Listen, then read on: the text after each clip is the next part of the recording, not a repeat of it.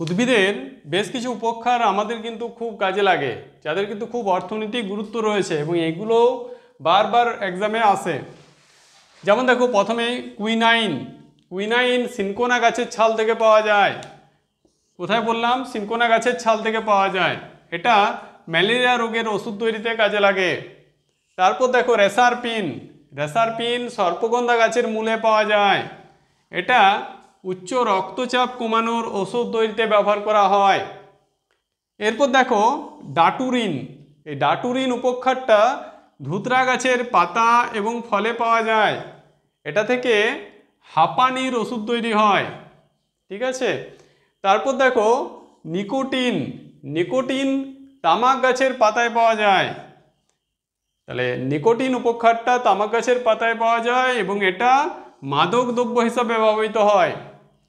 এরপর দেখো morphine. Morphine আফিম গাছের কাঁচা ফলের ত্বকে পাওয়া যায় এবং এই উপক্ষার থেকে ব্যথা বেদনা উপশমকারী ঔষধ এবং অনিদ্রা দূর করার ঔষধ তৈরিতে ব্যবহার করা হয়। এরপর দেখো ক্যাফিন। ক্যাফিন হচ্ছে কফি গাছের বীজে পাওয়া যায়। এটাও ব্যথা বেদনা উপশমকারী ওষুধ তৈরিতে ব্যবহার করা হয়। এরপর দেখো স্টিকনিন। স্টিকনিন কুচলা বা ন্যাক্স ভূমিকা গাছের বীজে পাওয়া যায় এবং এটা থেকে পেট ব্যথার ওষুধ তৈরিতে ব্যবহার করা হয়।